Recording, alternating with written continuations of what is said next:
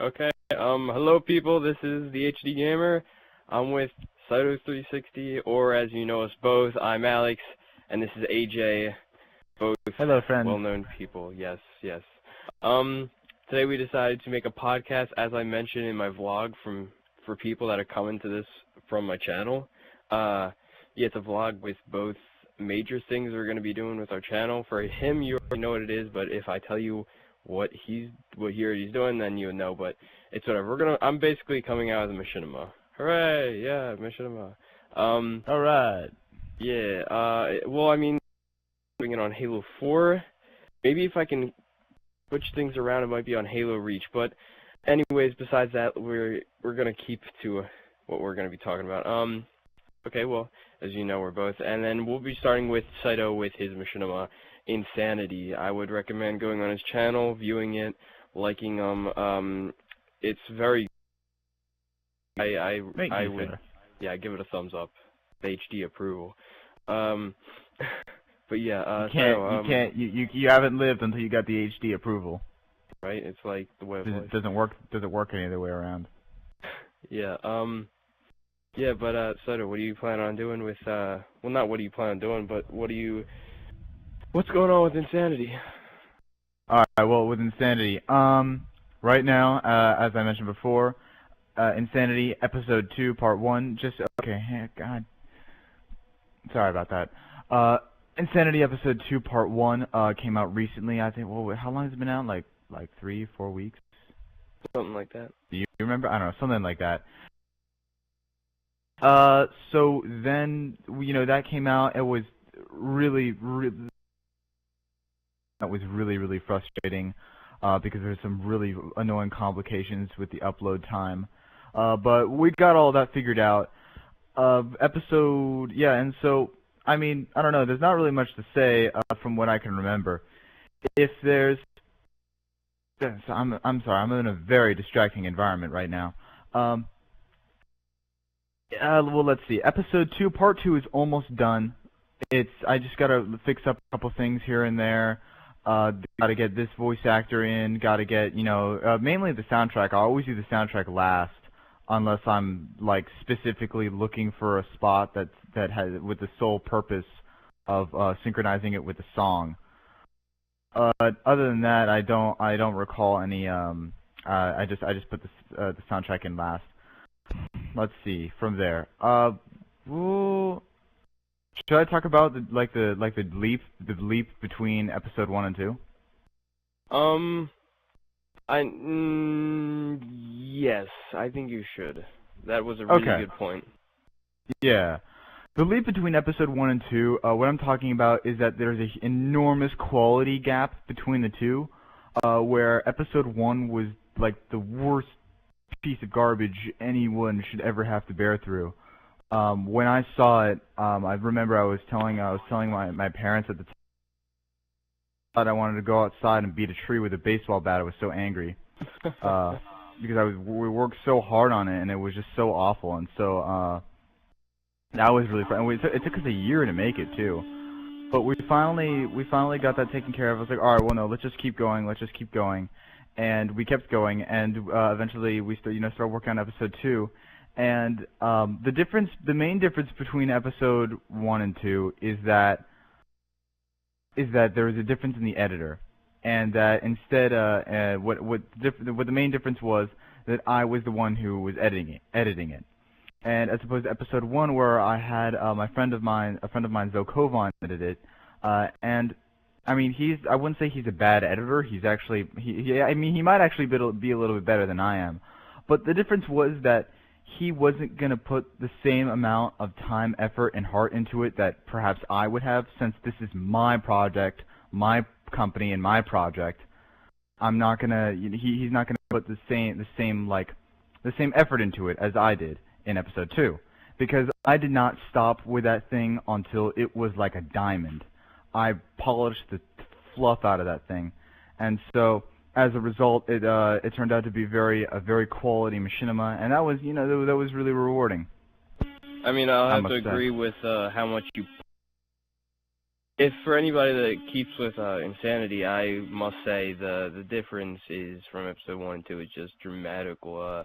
It seems as though you put like an entirely long amount of time into, like, as you would say, polishing it, because it turned out beautifully. Just the way everything went, especially like the fighting scenes. I wouldn't imagine them, because I mean, personally, I liked what I found to be extremely nice, like, was basically the scene in which, for episode 2, part 1, spoiler if you haven't seen it, but pretty sure some of you probably have, you should probably, like, pause this or mute for a second. When the Falcons come in on the battle scene in episode 2, part 1, to give the ODST support, just the way they mow down people and the way people fall or get, like, shot back from the turrets, it just, like, makes it seem as though it was actually, like they don't just drop dead like in, like, every other video game. It looked unique, I'd have to say. Oh yeah, actually I was really looking forward to doing the Falcon scene. What inspired that scene mainly was, I believe in Modern Warfare 2, they had in the second level after the pit, when you shoot down the building and they're like, you know, hey man, since when does Commander Shepard care about danger close, and the missile hits and then you're running through the city, and then, like, you're just there when you're on this minigun and you're just waiting for something to happen, and then eventually, like, after a while that you hear gunshots, and then you get the order. He goes, "All right, spin him up," and everyone simultaneously, like, I had a wargasm on the spot. I was just I was like, oh my god! Everyone spun up the miniguns all at the same time, and then they all fired all at the same time. And when I was done with that, I was like, that was the coolest thing I've ever seen. And so what happened was, as a result, I wanted to try to kind of mimic the same idea where we're just gonna have, like, tons of people spin up their guns at the same time and just mow crap down, because the idea behind the fight scene was that when the ODST were fighting the mercenaries were going to win because they had a lot more battle experience than the ODSTs, and there's a reason behind that. Like, there's a whole like background behind why one is better than the other, but I'll get into that later. And so the thing is, though, it doesn't matter how skilled you are, it doesn't matter how much experience you have. Hey, if Jay. there's two Falcons with miniguns on them just mowing shit down, there's not much you can do. I originally wanted to put put in minigun audio for the Falcons, but I was like, no, fuck that, that's pretty hard. I mean, not that hard anymore because I didn't know how to do it, but you know. Anyway, back to the whole schedule. Yeah, now we're going to be, is that about it for everything you're going to be doing with your Machinima? Everything I could be doing for the Machinima, I don't know. I know as soon as we stop this podcast, I'm going to just realize I left something out and be like, oh, well, fuck. I mean, I pretty much, well, oh yeah, other thing, and, do you want to leave the advertising announcement to the end? Yes, we'll keep that. Okay, we'll leave that to the end. Other than that, right now, I'm just trying to hurry up and finish up part 2. For those of you who are anticipating part 2, remember everyone that part 1 and part 2 are the same episode. It's all one episode, so you need to treat it like that, and it'll become obvious why later. But other than that, I can't really think of anything else. I'm just kind of ruminating, saying a bunch of times over and over again, just because I'm really scared that I'm going to leave something out that I shouldn't have. But whatever, enough of my nonsense. Let's continue with the subjects. Okay, well, while I'm talking about my Machinima, you could always think about something you might want to add in, or put in your input towards it. Anyway, Okay. people, back to the whole score we're keeping with, and now we're going to be talking about my Machinima. Yeah, I know, right? Big thing, coming out of the vlog and then announcing I'm going to be coming out with a Machinima, like, so spontaneous. Anyway, for my Machinima, like I mentioned earlier, I'm questioning whether I want it to be on Halo 4 or on Halo Reach, but as I will continue on telling you further into this podcast, then you'll see why I kind of have to center it around Halo 4. Anyway, back to it. I'll give you a brief intro. It's basically like it's called The Fall of Mankind, and from that you can get a lot of context kind of clues out of that already. Mankind is on the decline because they produced a like quote ultimate weapon, which, if you can kind of guess, it's the ultimate weapon's basically like a robot. And if, for some of you that are quick with connecting things, you'll see that with Halo 4 it would be using the Mantis as the robot, and so I can't really have that same aspect in Halo Reach. Maybe I can have like flashbacks in Reach of like I don't know, but I'll try to incorporate Reach into that because it's always a great game for doing machinimas on.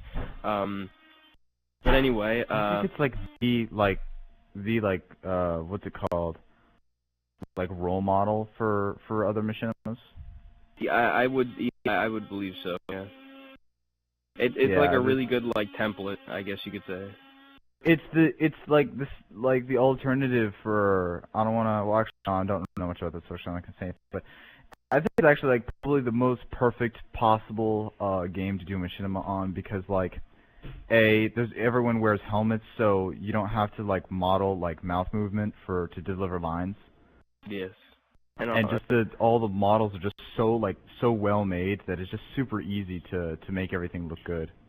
Yeah, okay, I don't want to like, yeah, that's a good point, but, back to the thing, yeah, Mankind creates a robot.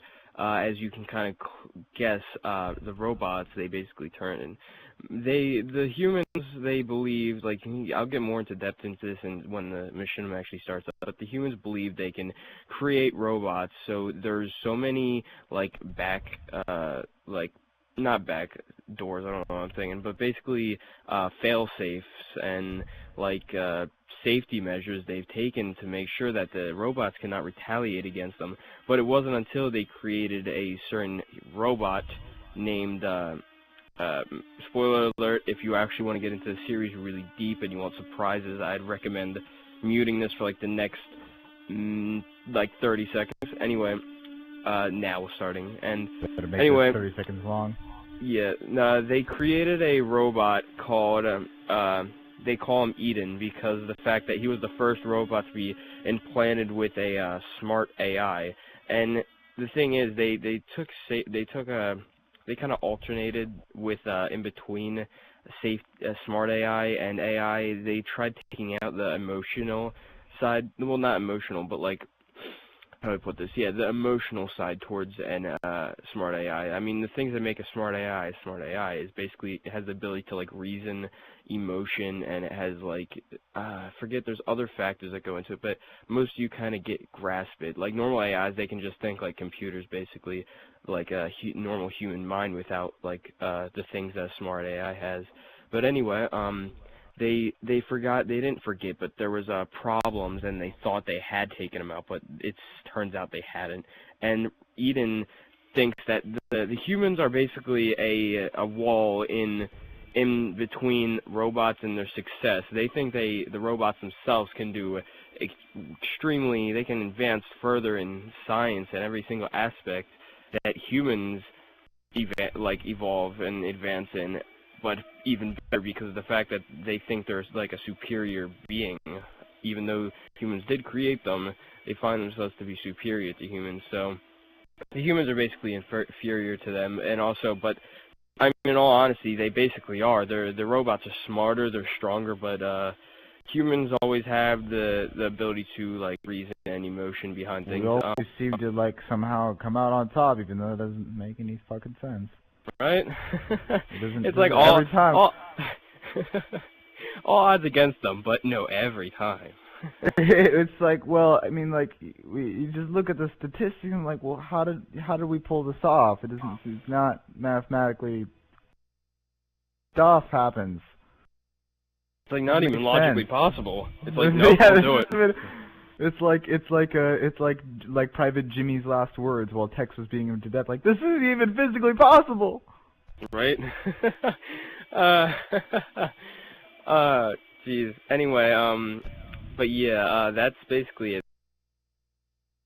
Uses he organizes the robots and retaliates against the humans, and little by little, loss by loss, the humans are being turned down more and more and more, and eventually it gets to the point where they're basically in scattered groups throughout a battlefield-torn wasteland that's like controlled by the Annihilators. Well, that's the name for the robots. Or a lot of times you'll see them in the series. They'll just be quickly referenced as A-bots because that's the easiest way to say it. But anyway, and it's like a slang, I guess you could say. But anyway, yeah, they're basically staying like together. Some groups have the idea that they can just let it be, and over time, it's like the robots won't even try, the Annihilators won't even try to like go for them anymore because they'll have more. That's definitely gonna work out, right? But the thing is, they don't realize that the Annihilators basically they retaliated against the humans, and since these lesser being A-bots, they're lesser than Eden. They don't have like smart AIs in them. They just think, hey, I've been told to kill humans. That's what I'm doing, and as long as I know there's humans out there, I'm not going to stop. So they're continuously, basically hunting the humans, and at the same time, have been on.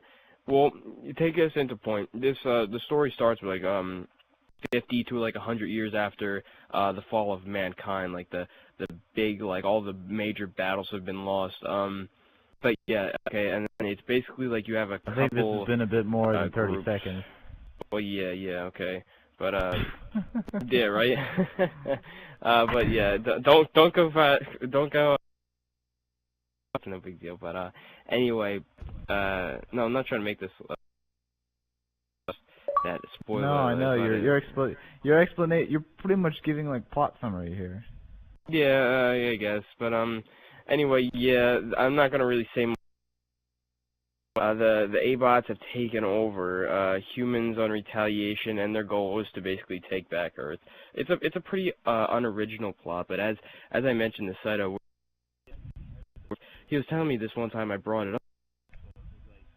Alex, this is such an unoriginal idea. Look at all the robot movies out there. They're like the same exact plot too. Like they rise up and take over humans, and I'm like, I told him, think of it as the aspect of like zombie genre. I mean, I know it's hard to compare because robots and zombies is just the whole horror.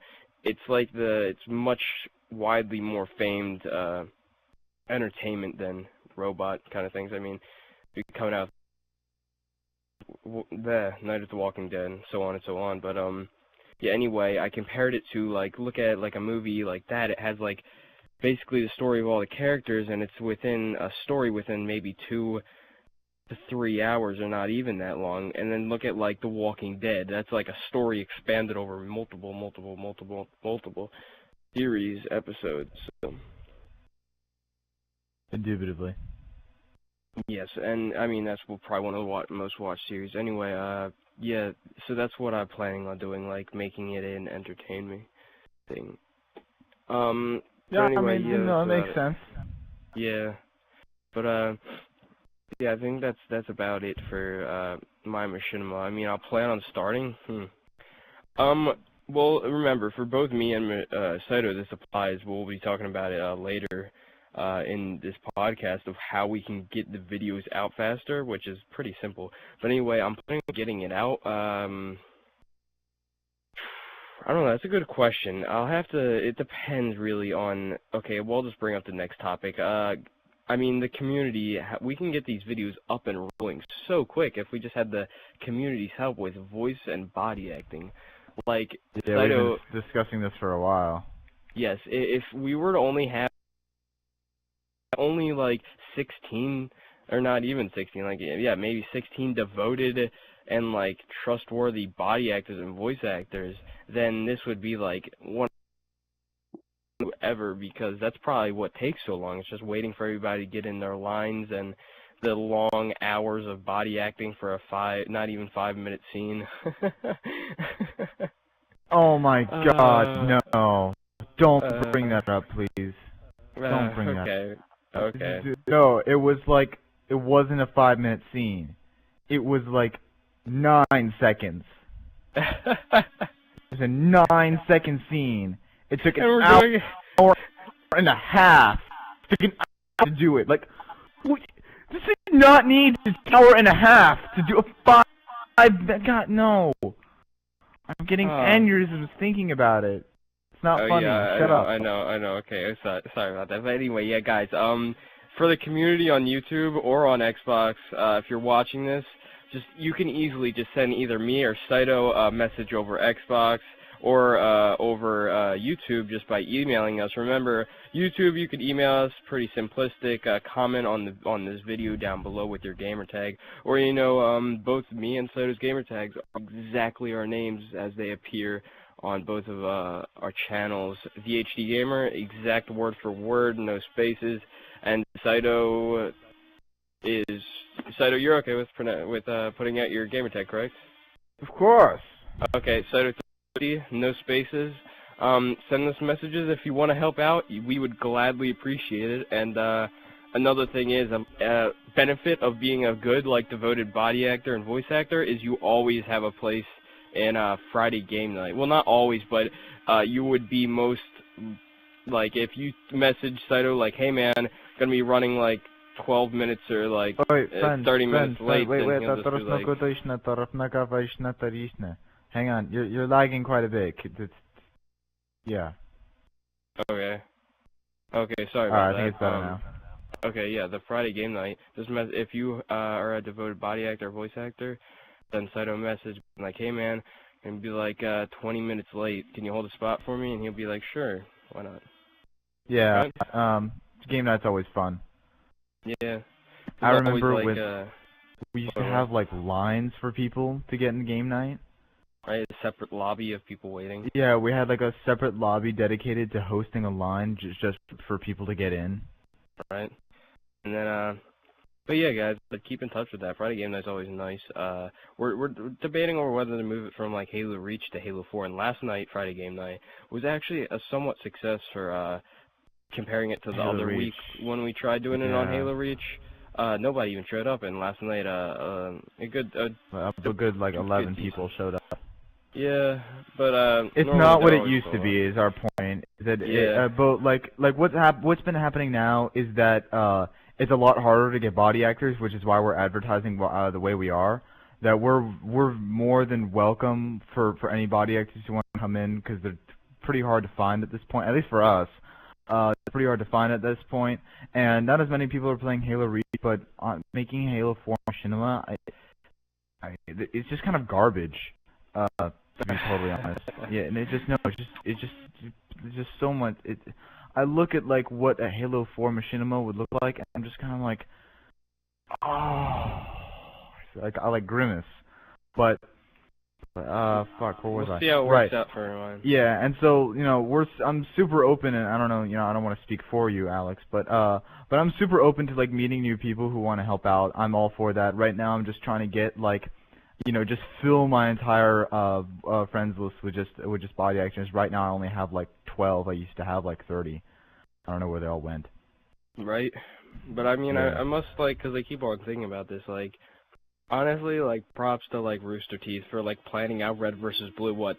Don't they only do all the body acting and voice acting with a group, a little group of people?